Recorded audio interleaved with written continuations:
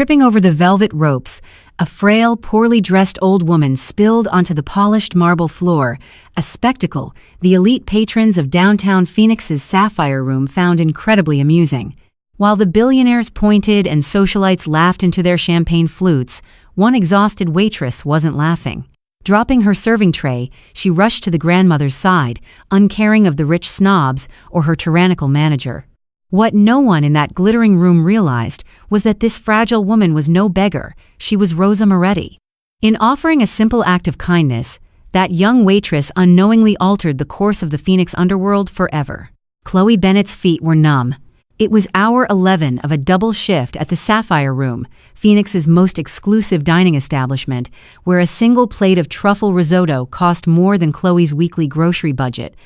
At 23, Chloe wasn't working here because she loved the culinary arts. She worked here because her younger sister Lily had a congenital heart defect, and the medical bills were a mountain Chloe was constantly trying to climb. The restaurant was a symphony of clinking crystal, soft jazz, and the hushed, arrogant murmurs of the city's elite. Chloe adjusted her crisp white apron, plastering on a mandatory smile as she approached table 4. There sat Cassandra Harrington, a local real estate heiress who treated the service staff like sentient furniture. "This soup," Cassandra drawled, pushing the porcelain bowl an inch away with a manicured finger, "is tepid. Are you attempting to poison me, or are you just incompetent?" "I apologize, Miss Harrington," Chloe said, her voice steady despite the spike of anxiety in her chest. "I will have the chef prepare a fresh bowl immediately. Don't bother, just bring the check, and tell Arthur his hiring standards have plummeted." Chloe nodded tightly, backing away. Arthur Pendleton, the general manager, was already glaring at her from across the dining room, his face a mask of pinched disapproval. It was a miserable, suffocating environment, but the tips kept Lily's medication stocked. Chloe couldn't afford to break. As she turned toward the kitchen, the heavy mahogany doors at the front entrance swung open. The sudden draft of cold October air made several patrons shiver and look up. Standing in the entryway was an old woman. She looked entirely out of place amidst the crystal chandeliers and silk drapery. She was small, stooped with age, wearing a faded, oversized wool coat that had seen better decades. A woolen scarf was wrapped around her head, and she gripped a wooden cane with trembling, arthritic hands. She looked confused, her dark eyes darting around the lavish room as if she had wandered into the wrong dimension. A heavy silence fell over the front half of the restaurant. The maitre d' was momentarily absent, dealing with a reservation dispute in the back. The old woman took a hesitant step forward, leaning heavily on her cane. Her worn leather shoe caught the edge of the thick, raised brass runner that held the velvet entryway ropes in place. It happened in slow motion. The cane slipped on the polished marble. The woman let out a sharp, breathless gasp as her footing gave way. She pitched forward, hitting the hard stone floor with a sickening thud. Her cane clattered loudly across the room, spinning to a halt near table 4. For a split second, the restaurant was dead silent. Then, the reaction came. Cassandra Harrington let out a bark of genuine, cruel laughter. Good Lord, did the local shelter leave their gates open? A ripple of chuckles moved through the room. At table 6, a tech CEO snickered to his date, pointing his oyster fork at the fallen woman. No one moved to help. They just watched her struggle, a pathetic spectacle for their evening entertainment. The old woman groaned, pressing a shaking hand to her forehead. A thin trickle of crimson blood began to pool on the pristine white marble beneath her brow. Chloe felt something snap inside her chest. The oppressive need to be polite, to be invisible, vanished. She dropped her silver serving tray.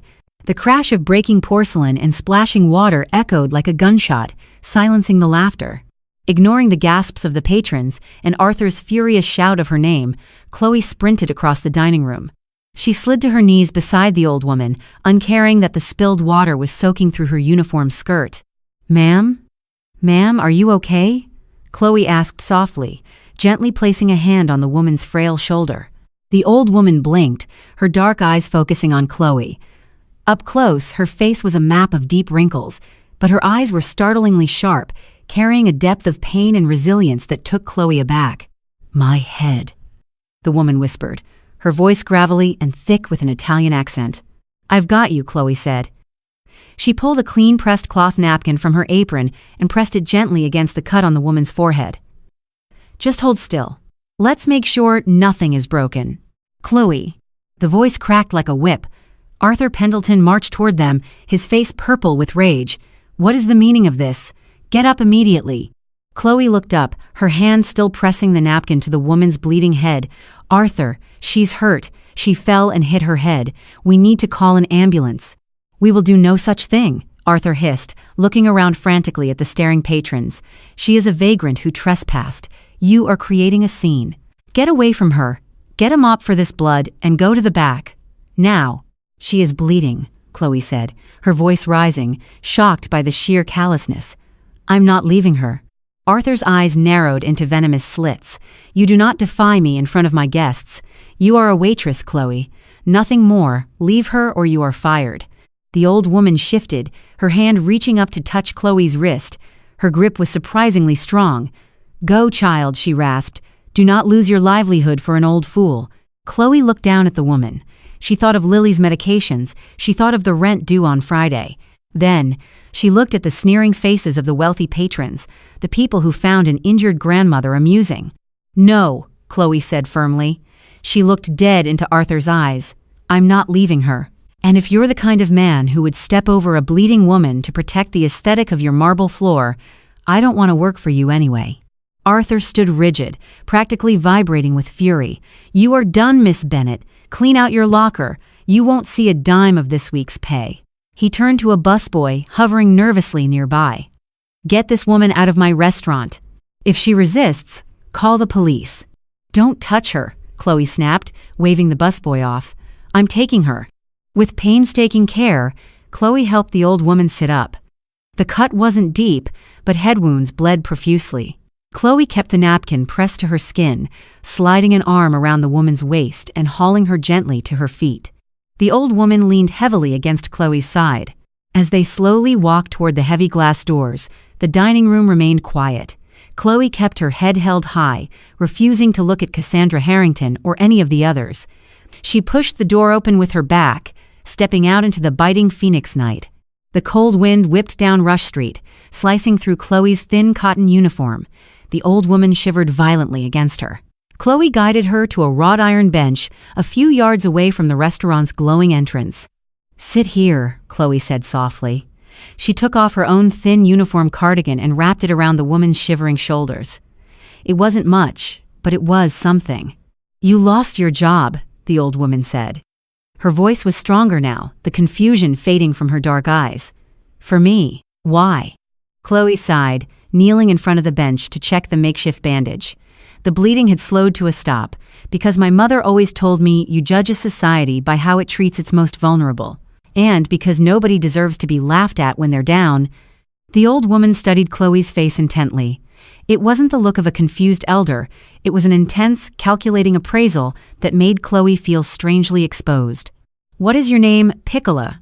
The woman asked. Chloe. Chloe Bennett. Chloe, the woman tested the name on her tongue. I am Rosa. It's nice to meet you, Rosa. Do you have somewhere to go? Family I can call? Chloe pulled out her cheap, cracked smartphone. Rosa shook her head slowly. My son. He is a very busy man. I do not wish to bother him. I just needed to take a walk. I lost my bearings. Chloe looked at the woman's worn shoes and faded coat. She assumed Rosa was either homeless or living in poverty, perhaps dealing with early-stage dementia.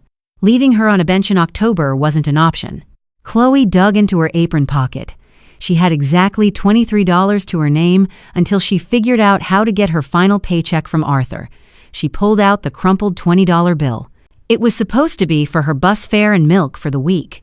Here, Chloe said, pressing the bill into Rosa's rough hand. It's not much, but it's enough for a taxi to take you safely to a shelter or wherever you stay. Please, take a cab. It's too cold to walk. Rosa looked down at the $20 bill. Her expression was unreadable. She looked from the money to Chloe's bare, shivering arms, then to the brightly lit, opulent restaurant behind them. You give me your coat, your job, and your money, Rosa said quietly. You are very foolish, Chloe Bennett. Or very rare. Just take care of yourself, Rosa, Chloe said, forcing a tired smile. She flagged down a passing yellow cab, helping Rosa to her feet and opening the door for her. As Rosa settled into the back seat, she rolled down the window. "A kindness is a debt, Chloe, remember that."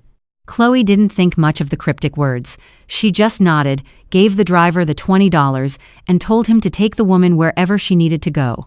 As the cab pulled away into the traffic, the adrenaline finally left Chloe's body, leaving behind a hollow, terrifying dread. She was unemployed. Her last paycheck was being held hostage. She had $3 in her pocket. The walk back to her cramped apartment in Logan Square took nearly 2 hours. By the time Chloe unlocked her door, she was shivering uncontrollably, and her feet were blistered. The apartment was dark and freezing. She kept the heat off to save money. On the worn sofa, her teenage sister, Lily, was curled under a pile of blankets, reading a textbook. Lily looked up, her pale face lighting up before she noticed Chloe's expression. "Chloe, you're home early. What's wrong?" Lily asked, sitting up. She coughed, a dry, rattling sound that always made Chloe's stomach clench. "Nothing, sweetie," Chloe lied smoothly, pasting on a reassuring smile. "It was just a slow night. They let me out early." "Where's your cardigan?" "Left it in my locker," Chloe said, walking into the tiny kitchenette to avoid her sister's gaze. She turned on the tap, letting the water run over her freezing hands. Tears pricked the back of her eyes, but she refused to let them fall. She couldn't break down. If she broke down, Lily would worry, and stress was terrible for her heart. Over the next 3 days, Chloe lived in a state of quiet desperation. She scoured Craigslist, walked into diners, retail stores, and coffee shops, begging for applications. But the service industry in Phoenix was tight, and Arthur Pendleton had a wide network. When she tried to use the Sapphire Room as a reference, a local bistro manager actually laughed at her. "Arthur said you threw a fit and assaulted a customer. Sweetheart," the manager had sneered. "You're blacklisted." By Friday morning, the situation was critical. The rent was due by 5 p.m. Lily's prescription needed a refill on Monday, and it cost $200 out of pocket. Chloe sat at the small Formica kitchen table, staring at an eviction notice warning she had found taped to the door that morning. She buried her face in her hands. She had always believed in doing the right thing. But sitting in her freezing apartment, facing homelessness, she couldn't help but wonder if the rich patrons at the restaurant had it right. Maybe the world only rewarded the cruel. A heavy, rhythmic pounding on the front door shattered the silence. Chloe jumped. It wasn't the landlord's usual impatient tap. It sounded like someone trying to break the door down. She stood up, her heart hammering against her ribs. She glanced at Lily's closed bedroom door, thankful her sister was sleeping. Chloe grabbed a heavy iron skillet from the stove and slowly approached the door. "Who is it?" she called out, her voice trembling slightly. "Chloe Bennett?" A deep, resonant male voice answered through the cheap wood. "Open the door." "I don't know who you are. Leave or I'm calling the police," Chloe threatened, gripping the skillet tighter. "I strongly advise against that," the voice replied calmly. "My name is Dominic Moretti. You helped my mother 3 nights ago. Open the door, Miss Bennett. We have business to discuss." Chloe froze. "Rosa." The old woman. Slowly, she unbolted the door and cracked it open, keeping the chain engaged. The hallway of her rundown apartment building was usually empty, smelling faintly of stale beer and old cabbage. Today, it was occupied by 4 massive men in immaculately tailored dark suits. They looked like they had stepped out of a high-fashion magazine, if the models happened to have broken noses and carried concealed firearms. But the man standing in front of them commanded all the attention.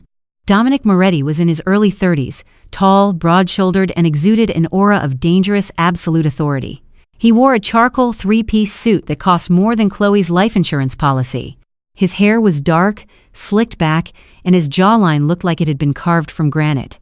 But it was his eyes that held Chloe paralyzed. They were the exact same dark, piercing shade as Rosa's, but where Rosa's held a hidden warmth, Dominic's were cold, calculating, and predatory. "Miss Bennett," Dominic said, his voice a smooth, low baritone that vibrated in the narrow hallway. "May I come in?" Chloe looked at the massive men behind him. "I don't think you need my permission," she swallowed hard, unhooking the chain and opening the door. Dominic stepped into the cramped, freezing apartment. He seemed to take up all the oxygen in the room. He didn't look at the peeling wallpaper or the water stains on the ceiling with disgust, as Arthur would have. He merely observed, his sharp eyes cataloging every detail of Chloe's poverty. You gave my mother your coat, Dominic stated. Not a question. He stood perfectly still in the center of her living room. You gave her your last $20. And you lost your job because you refused to leave her bleeding on the floor. She was hurt, Chloe said defensively, setting the heavy skillet down on the counter. Anyone with a soul would have done the same. A dark, humorless smile touched the corner of Dominic's mouth. You would be surprised, Miss Bennett, how few people in this city possess a soul. My mother has eccentricities. She enjoys walking the city incognito to observe the true nature of people. She usually has a detail following her, but she managed to slip away from them on Tuesday. His eyes hardened, the temperature in the room seeming to drop further. When I found out she had been bleeding on a restaurant floor, while a room full of arrogant sycophants laughed at her, well, let us just say I was displeased. Chloe didn't know much about the Phoenix underworld, but the name Moretti suddenly clicked in her brain. She had seen it in news headlines, usually accompanied by words like syndicate, racketeering, and alleged boss. Her breath hitched. The fragile old woman she had given cab fare to was the matriarch of the most feared crime family in the Midwest. Mr. Moretti, Chloe stammered, stepping back. I didn't know. I just wanted to help her. I don't want any trouble. Trouble is exactly what I am here to remove from your life, Chloe, Dominic said smoothly. He gestured to the door. Get your coat. The one you are currently wearing, since my mother kept your other one. We are going for a ride. I can't leave. My sister is asleep. My men will remain outside your door. No one will disturb her. You have my word. The way he said it made it clear that his word was an ironclad guarantee, enforced by violence if necessary.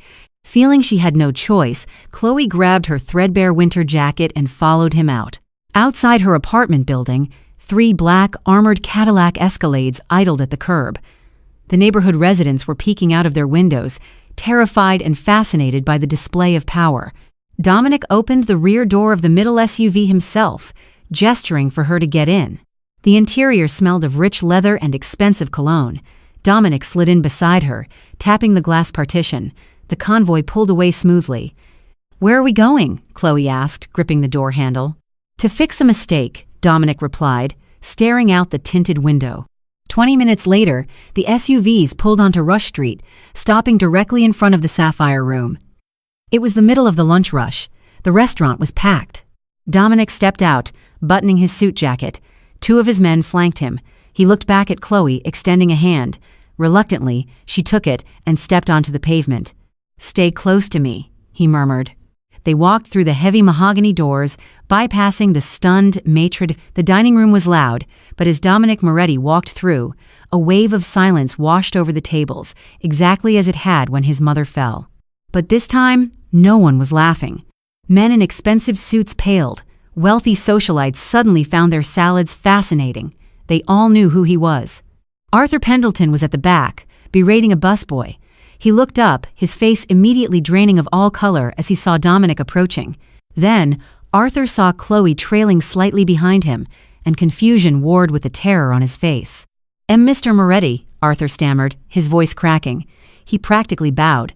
We weren't expecting you. I can have the VIP room cleared immediately. Dominic didn't stop until he was inches from Arthur's face. The height difference was staggering. Dominic loomed over the manager like a dark cloud. Arthur, Dominic said, his voice barely above a whisper, yet it carried across the dead silent room. 3 nights ago, a woman fell in your establishment. She was bleeding. My understanding is that you ordered her thrown out like garbage. Arthur started to sweat profusely. I didn't know who she was, Mr. Moretti. I swear it. She looked like a vagrant. She was disturbing the guests. The guests? Dominic didn't raise his voice, but the menace in it made Arthur flinch. Dominic slowly turned his head, scanning the room. His cold eyes landed on table 4. Cassandra Harrington was sitting there, her face the color of chalk. The guests who laughed? The guests who thought an injured elderly woman was a piece of street theater? Dominic turned back to Arthur. You fired the only person in this room with an ounce of humanity. You blacklisted her. You tried to ruin her life because she helped my mother. Arthur's knees visibly buckled. Mr. Moretti, please. It was a misunderstanding. I will give Miss Bennett her job back immediately, with a raise, whatever you want. Dominic let out a low, dark chuckle. Give her job back? Arthur, you misunderstand the situation entirely. Dominic reached inside his bespoke jacket and pulled out a folded sheaf of papers, slapping them hard against Arthur's chest. The manager reflexively grabbed them. "What? What is this?" Arthur asked, trembling. "That is a transfer of ownership," Dominic stated coldly. "I bought the building and the business an hour ago from your parent company. They were highly motivated to sell when I made the offer." Dominic looked back at Chloe, who was staring at him in absolute shock.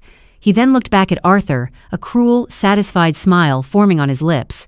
"You don't employ Miss Bennett anymore, Arthur," Dominic said softly. "She employs you, and her first act as the new owner of the Sapphire Room is going to be firing you." Dominic turned his imposing gaze to Chloe, his dark eyes locking onto hers. "Isn't that right, boss?" Arthur Pendleton did not leave with dignity. He begged, he bargained, and finally, he wept. Dominic Moretti did not so much as blink.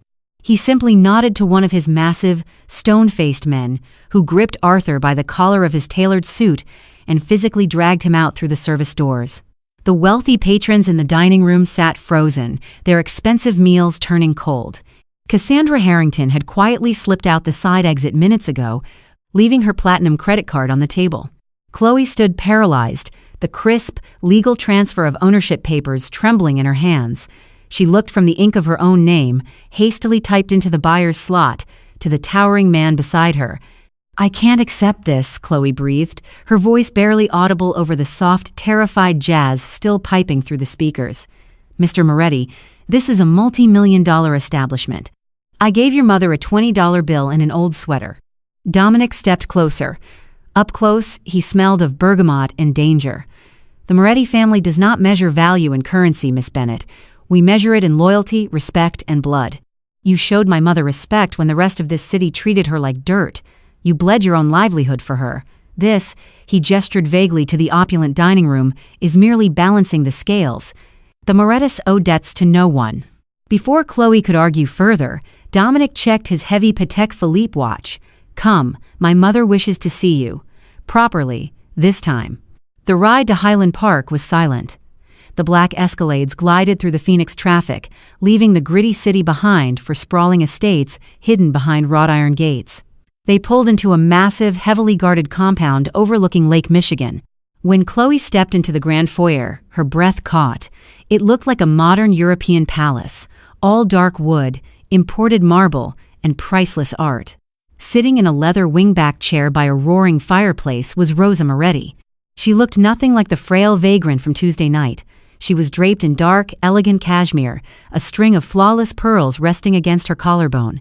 Her white hair was perfectly coiffed, and the cut on her forehead was covered by a neat, discreet bandage. "Chloe," Rosa said, a genuine warm smile breaking across her weathered face. She did not stand, but extended a hand laden with heavy gold rings. Chloe approached tentatively and took her hand. "Rosa, I mean, Mrs. Moretti, you look much better." "Sit, Piccola," Rosa commanded gently, pointing to the sofa opposite her. Dominic stood behind his mother's chair, a silent, imposing sentinel. "My son tells me you are now the proud owner of the Sapphire Room." "I don't know the first thing about running a restaurant of that scale," Chloe confessed, her anxiety bubbling over. "And honestly, Mrs. Moretti, I appreciate the gesture, but I can't take it. I just need a job to pay for my sister's medical bills. That's all." Rosa's dark eyes sharpened. "Ah, yes, Lily. 14 years old, born with Epstein anomaly, needs a specialized valve replacement that your insurance refuses to cover." Chloe's blood ran cold. She whipped her head around to look at Dominic, then back to Rosa. "How do you know that?" "It is my business to know everything about the people who enter my orbit," Dominic answered smoothly from the shadows. "As of 8 o'clock this morning, Doctor of Libra Levin and Hastiv.com incest. Harrison Caldwell at Phoenix Presbyterian, the foremost pediatric cardiothoracic surgeon in the country, has taken on your sister's case. The surgery is scheduled for next Thursday. It is entirely funded by a newly established trust in your name." Tears, hot and unbidden, sprang to Chloe's eyes. She covered her mouth, a sob catching in her throat.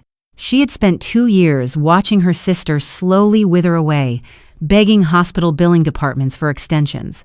In one morning, this terrifying family had erased her greatest nightmare. Why? Chloe wept, the relief so heavy it physically hurt. "Why are you doing all this?"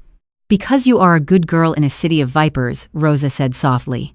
But then, the matriarch's tone shifted, growing low and steely. "But you must understand, Chloe. The Sapphire Room was not chosen at random. It was owned by a subsidiary of a corporation controlled by Alderman Richard Sterling. He is a corrupt, greedy man who has been making things difficult for our family's shipping interests at the docks. Taking his favorite toy, his money-laundering crown jewel, and handing it to a waitress? It was a message." Chloe wiped her eyes, the terrifying reality setting in. "A message?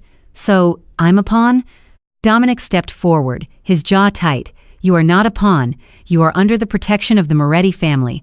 No one will touch you, but you will run that restaurant, and you will run it well. The deed is clean. It is legally yours. But in the eyes of Phoenix's underworld, you are now associated with us. You walk in our shadow now, Chloe." The next 2 weeks were a chaotic blur of fear, exhaustion, and miraculous hope. True to Dominic's word, Lily was transferred to a private luxury suite at Phoenix Presbyterian. Dr.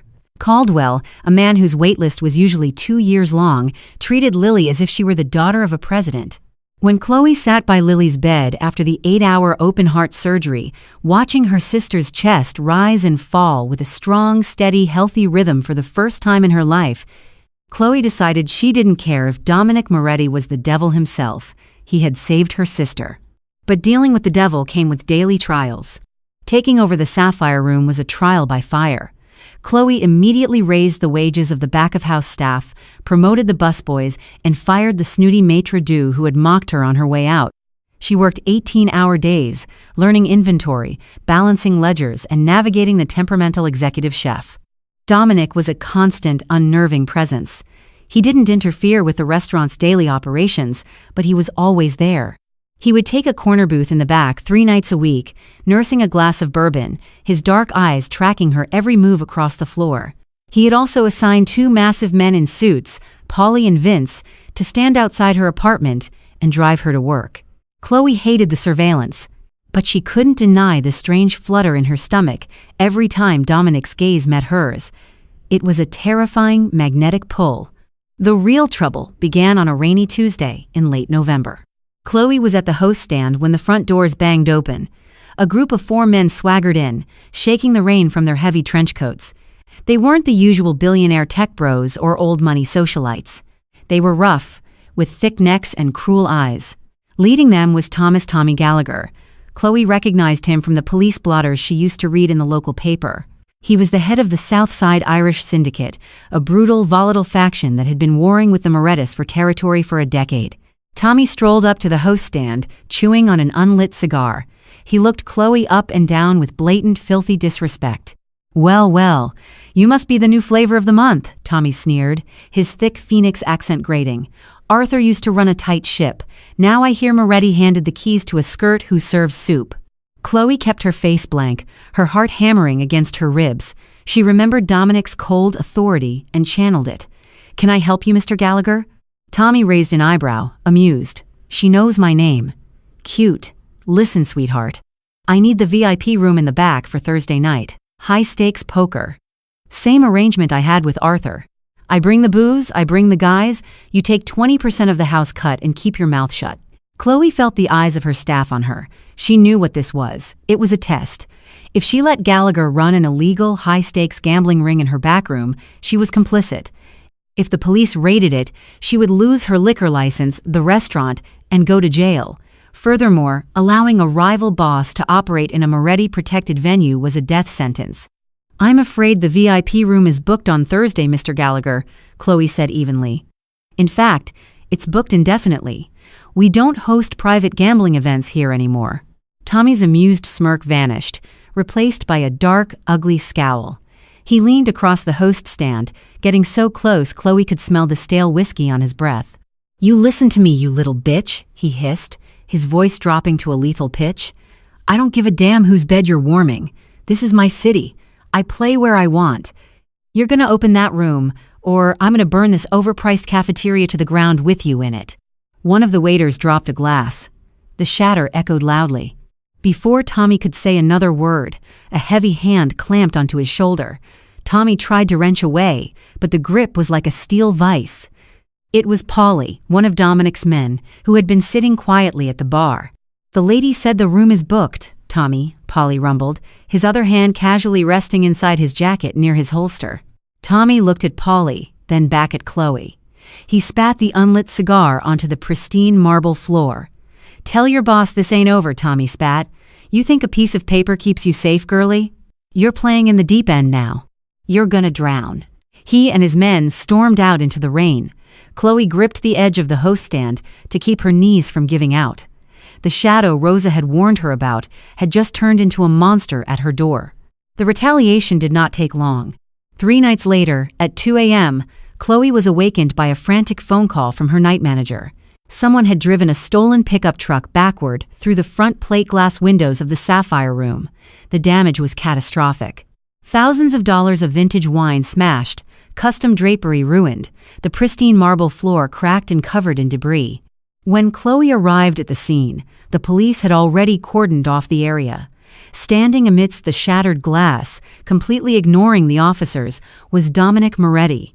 He was wearing a black trench coat over a dark suit, his face a terrifying mask of controlled fury. When he saw Chloe step out of Polly's car, he crossed the street in 3 long strides. "Are you hurt? Were you here?" Dominic demanded, his hands gripping her upper arms tightly. "No, I was at home," Chloe said, staring at the ruin of her restaurant. "Dominic, it was Gallagher. He came in on Tuesday demanding the VIP room. I told him no." Dominic's grip tightened slightly. "You didn't tell me." "I can handle my own restaurant," Chloe snapped, the stress finally breaking her composure. "I didn't want to run crying to you every time a thug walked through the door. I'm trying to be legitimate." "There is no legitimate in this world," Dominic roared, his voice echoing off the brick buildings. The nearby police officers actually looked away, pretending not to hear. Dominic took a deep breath, visibly reining in his temper. He looked down at Chloe, his eyes softening just a fraction, flashing with a desperate, possessive intensity that made her breath hitch. "You don't understand what you are to me," he murmured, his voice dropping to a gravelly whisper. He reached up, his thumb gently tracing the line of her jaw. The contrast between the violence of the scene and the incredible tenderness of his touch was dizzying. "You are mine to protect, Chloe. Gallagher crossed a line tonight. I will make sure he never breathes in your direction again." "Dominic, please, no more violence," Chloe pleaded, grabbing his wrist. "I don't want blood on my hands. I just wanted to save Lily." "The blood will be on my hands, Miyakara," he whispered, pressing a soft, lingering kiss to her forehead. "Where it has always been. Go home. I will handle this." But Chloe couldn't go home. The adrenaline was pumping too hard. After Dominic left, she walked toward the alley behind the restaurant to check on the delivery entrance. As she stepped into the shadows of the brick corridor, a figure stepped out from behind the dumpsters, blocking her path. Chloe gasped, stepping back, ready to scream for Polly. "Relax, Miss Bennett. I'm not here to hurt you," the man said. He held up his hands, revealing a leather badge wallet. "Special Agent Bradley Miller, FBI Organized Crime Task Force." Miller was in his 40s, wearing a cheap suit and a tired expression. He looked like a man who hadn't slept a full night in a decade. "What do you want?" Chloe asked, her heart dropping into her stomach. "I want to save your life," Miller said plainly. He pulled a manila folder from his jacket and held it out to her. "Take a look." Reluctantly, Chloe took the folder and opened it under the dim yellow light of the alley lamp. Inside were crime scene photos. Gruesome, terrifying photos of men beaten, shot, and left in the trunks of cars. "That's Thomas Gallagher's second-in-command," Miller pointed to a particularly bloody photo. "Found him 3 hours ago at the docks. Dominic Moretti's men did that. And they did it because Gallagher threatened you on Tuesday." Chloe felt the blood drain from her face. She closed the folder quickly, feeling physically sick. "Dominic Moretti is not a knight in shining armor, Chloe," Miller said, his voice urgent. "He is a ruthless, cold-blooded killer. He bought you this restaurant to launder his money through a clean front, and he's using your sister's medical bills to keep you on a leash." "He saved Lily," Chloe whispered, her voice trembling. "He bought your loyalty," Miller corrected harshly. "And now, the Southside Irish are going to come for you. You're the weakness Moretti exposed. We can protect you. We can put you and Lily in witness protection. The best doctors in the world, A new life, completely safe. In exchange for what? Chloe asked, though she already knew the answer. In exchange for your cooperation, Miller said, stepping closer. You own the Sapphire Room. You have access to the ledgers, the backroom meetings, the safe. You wear a wire for us. You give us the proof we need to put Dominic and Rosa Moretti in a federal penitentiary for the rest of their lives. Chloe stared at the federal agent, the heavy weight of the folder in her hands, feeling like an anchor dragging her into the abyss. On one side was the FBI, the law, safety, and a way out of the Mafia's shadow. But it meant betraying the man who had wiped away her sister's death sentence, a man whose dark, protective gaze stirred something wild and undeniable inside her own heart. On the other side was Dominic Moretti, a world of violence, blood, and shattered glass. But it was also a world of absolute, unwavering loyalty. I need an answer, Chloe, Agent Miller pressed. Gallagher isn't going to stop at breaking windows. Next time, he'll come for you, or he'll come for your sister at the hospital. What are you going to do? Chloe looked out toward the street, where the flashing red and blue lights painted the shattered remains of her restaurant. She was no longer just a waitress trying to survive. She was the queen of a very dangerous chessboard, and it was time to make her move. The flashing police lights painted Agent Bradley Miller's tired face in alternating shades of stark red and hollow blue. The alley behind the Sapphire Room smelled of wet asphalt, garbage, and the sharp, metallic tang of Chloe's own fear. She looked down at the manila folder in her trembling hands. Inside were the photos of Gallagher's beaten lieutenant, the alleged handiwork of Dominic Moretti. It was a brutal, undeniable reminder of the world she had just been dragged into. I need an answer, Chloe, Miller pressed, his voice a grating rasp over the distant wail of sirens. Gallagher is a rabid dog. He's going to keep coming at this restaurant until there's nothing left but ash. And Dominic? He's going to escalate. He'll burn down half the south side to protect his pride. When the feds drop the hammer, anyone standing in his shadow goes down with him. I can get you and your sister out, tonight. Chloe thought of Lily. She thought of the steady, rhythmic beeping of the heart monitor in that luxurious suite at Phoenix Presbyterian, a sound that meant her sister was finally, truly safe. If I wear the wire, Chloe said slowly, her voice catching in her throat, what happens to Dominic? What happens to Rosa? Miller's eyes narrowed, entirely devoid of sympathy. They go to Florence ADX, maximum security. They die in cages, which is exactly where they belong. You're not betraying family, Chloe. You're turning in monsters. Don't let the designer suits and paid hospital bills confuse you. He reached into his coat pocket and pulled out a small, sleek black cell phone, pressing it into her palm. You don't have to decide this second. Keep this. It's encrypted. When you're ready to do the right thing and save your sister, press 1 and hit send. Don't wait until the bullets start flying, kid. Without another word, Miller turned and disappeared into the shadows of the alley, blending into the damp Phoenix night. Chloe stood alone for a long time, the heavy weight of the burner phone burning a hole in her pocket. When she finally walked back around to the front of the restaurant, the police were wrapping up their perimeter tape. Polly, Dominic's massive bodyguard, was waiting by the armored Escalade, his face a stony mask.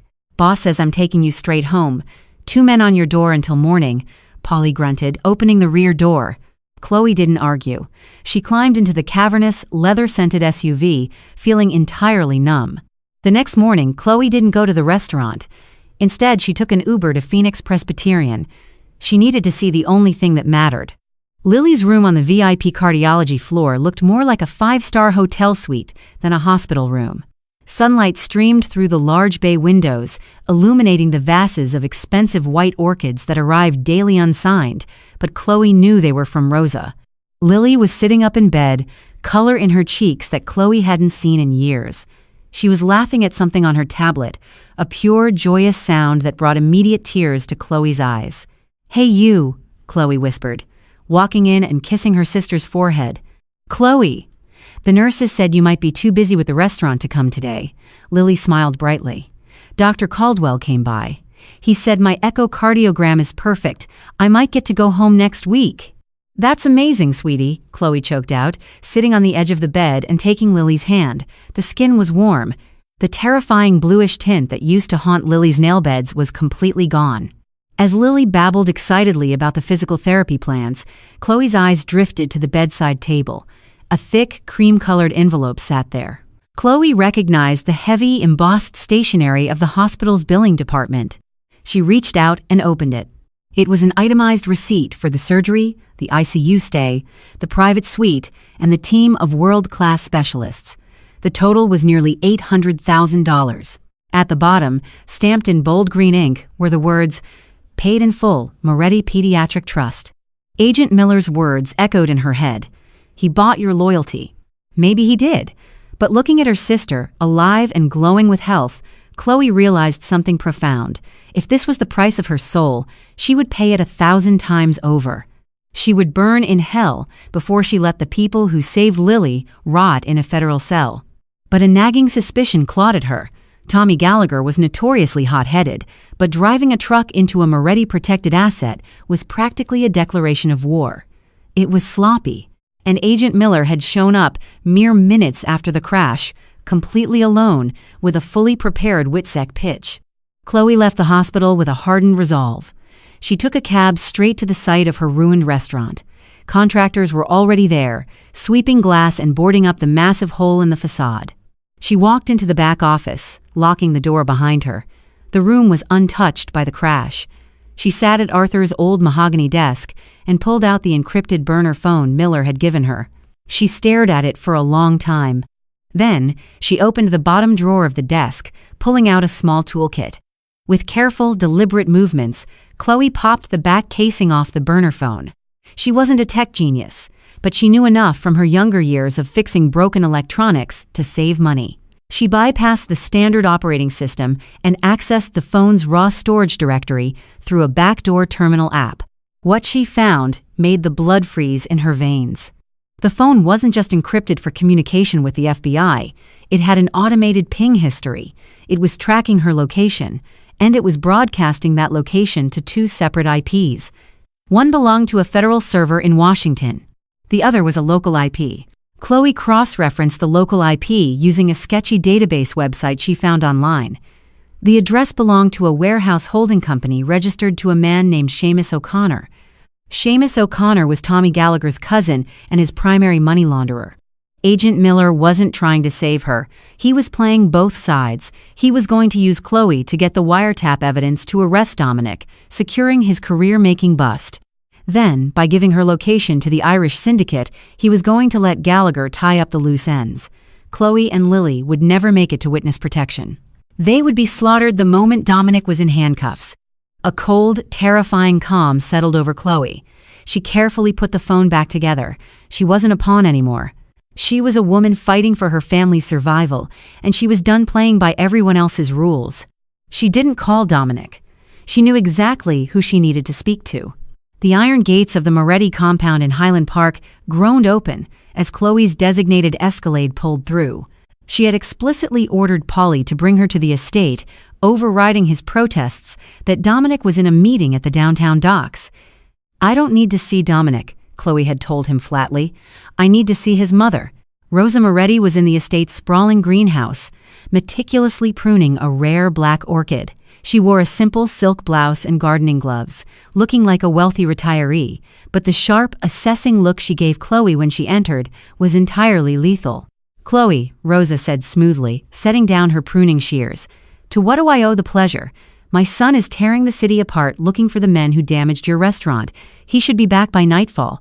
"I don't want Dominic," Chloe said, stepping into the humid, floral-scented air of the greenhouse.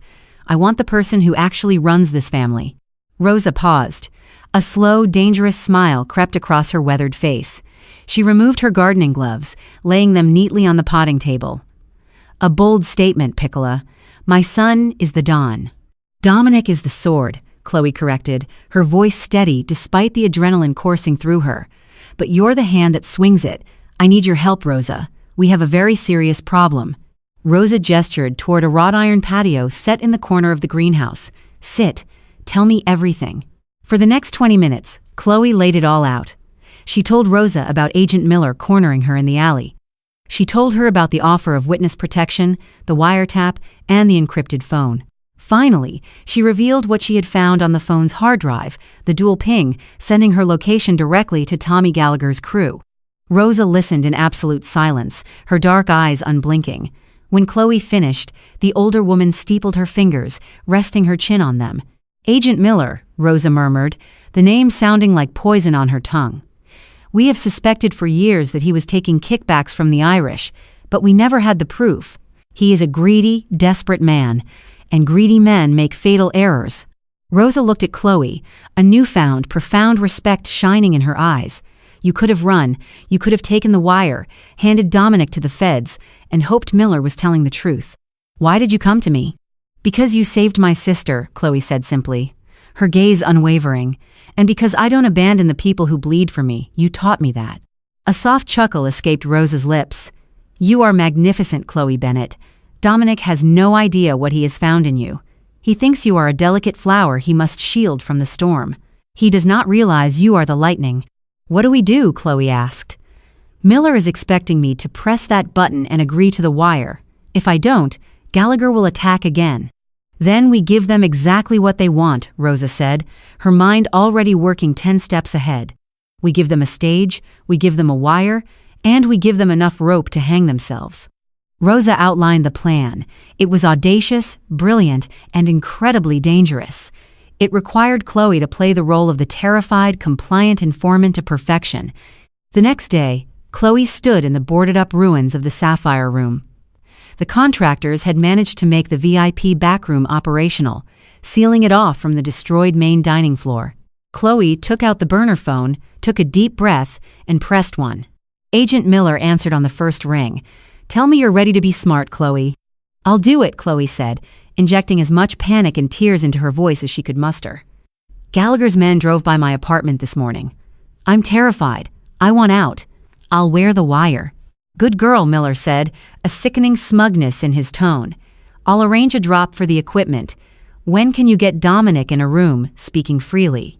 Tonight, Chloe lied smoothly. Rosa Moretti called a sit-down. She invited Tommy Gallagher to the restaurant. She says they're going to negotiate a peace treaty regarding the docks. Dominic is going to be there to sign off on it. Miller was silent for a moment, clearly processing this goldmine of an opportunity. A sit-down? With Gallagher and Moretti in the same room? This is it, Chloe. This is the whole ballgame. I'll have a tactical team in a surveillance van 2 blocks away. You get Dominic talking about his operations, you get Gallagher confessing to the hit on the restaurant, and I roll in and arrest the whole lot of them. "And then you get me and my sister out?" Chloe asked, playing her part. "You have my word," Miller lied.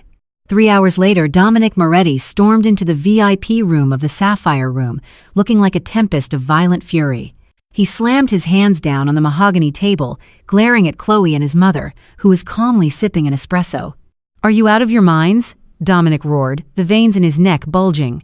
"You invited Gallagher here? After what he did?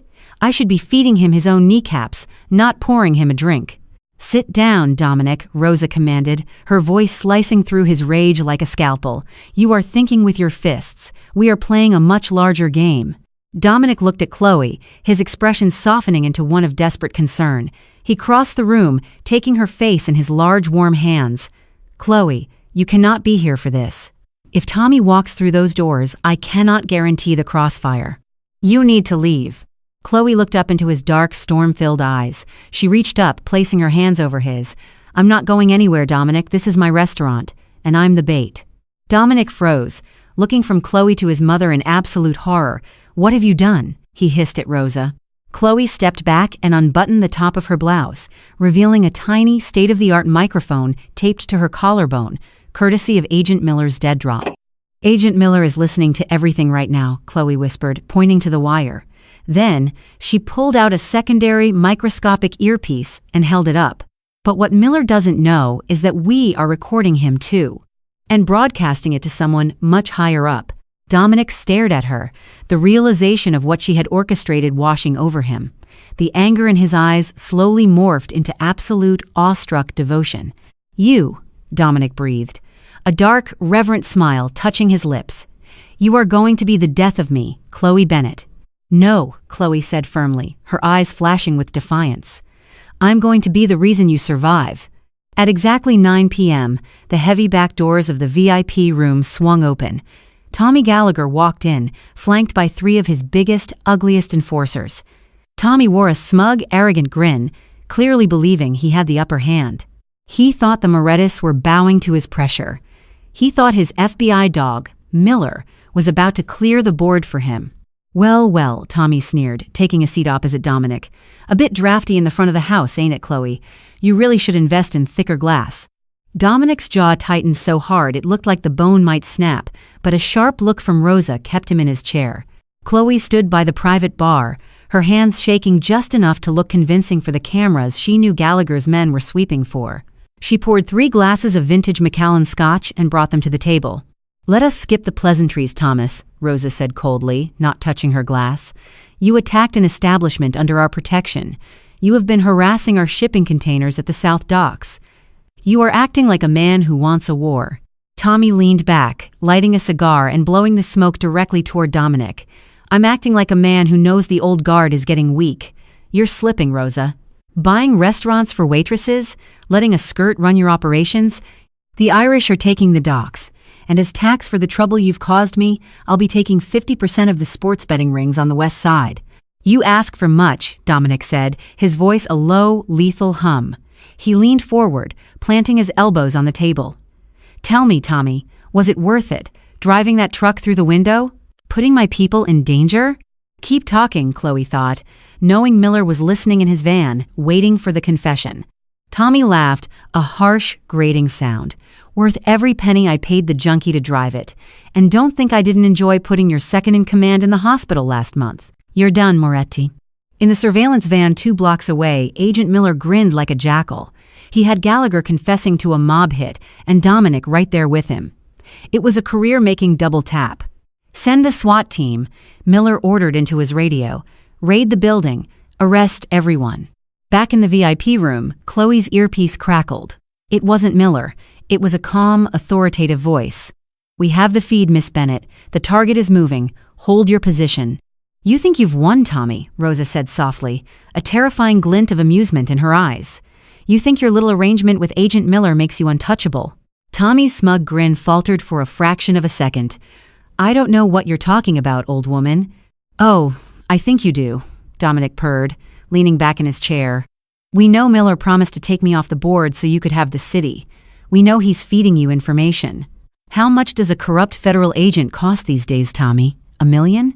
Tfa?" Tommy slammed his hand on the table, standing up, his hand dropping toward his waistband. "You're bluffing. You ain't got nothing." Before anyone could draw a weapon, the heavy steel doors of the VIP room exploded open. But it wasn't Agent Miller's hand-picked tactical team. Dozens of heavily armed men in dark tactical gear flooded the room, but their jackets didn't say FBI, they said OIG, Office of the Inspector General. Leading them was a tall, stern-faced man with silver hair. He walked directly to the table, ignoring Gallagher's panicked enforcers, who had wisely dropped their weapons the second the lasers painted their chests. "Thomas Gallagher," the man said, flashing a gold badge. "I am Director Hughes, Internal Affairs. You are under arrest for racketeering, domestic terrorism, and the bribery of a federal officer." Tommy's face drained of all color. "Where is Miller? This is a setup. Agent Miller is currently being pulled out of his surveillance van in handcuffs," Director Hughes stated coldly. "It turns out the wiretap Miss Bennett was wearing was dual frequency. It was transmitting your little confession to Miller, yes. But it was also transmitting directly to a secure server in my office, along with the GPS data proving Miller was selling the location of federal witnesses to your cartel." Hughes looked over at Rosa Moretti, giving a stiff, almost imperceptible nod of respect. "Your tip was accurate, Mrs. Moretti. The Bureau appreciates the assistance in cleaning our house." "We are merely upstanding citizens, Director," Rosa smiled pleasantly, sipping her espresso. Gallagher began to scream obscenities as the agents violently shoved him against the wall, slapping heavy iron cuffs on his wrists. He glared at Chloe with pure, unadulterated hatred. "You're dead, bitch! You hear me? The whole Irish mob is gonna come for you." Before the agents could drag him out, Dominic stood up. He moved with a terrifying, fluid grace, crossing the room in a blink. He grabbed Gallagher by the throat, hoisting the much heavier man an inch off the floor. The federal agents surprisingly took a collective step back, intimidated by the sheer, overwhelming aura of the Mafia boss. "Listen to me very carefully, Tommy," Dominic whispered, his voice a demonic hiss in Gallagher's ear. you are going to a federal supermax. But if anyone bearing your name, your colors, or your accent so much as looks in Chloe Bennett's direction, I will not send lawyers. I will send butchers. I will wipe your entire bloodline from the face of the earth. Nod if you understand." Gasping for air, his eyes bulging with genuine mortal terror, Gallagher gave a frantic, pathetic nod. Dominic dropped him in disgust. "Take out the trash," he ordered the federal agents. Within minutes, the VIP room was empty, save for Chloe, Dominic, and Rosa. The silence was heavy, broken only by the sound of Chloe's ragged breathing. The adrenaline was crashing, leaving her legs feeling like jelly. She gripped the edge of the mahogany bar, the room spinning slightly. Dominic was there in an instant. He didn't say a word. He simply scooped her into his massive arms, lifting her off her feet and holding her tightly against his chest. Chloe buried her face in his neck, breathing in the scent of bergamot and gun oil, finally allowing the tears of relief to fall.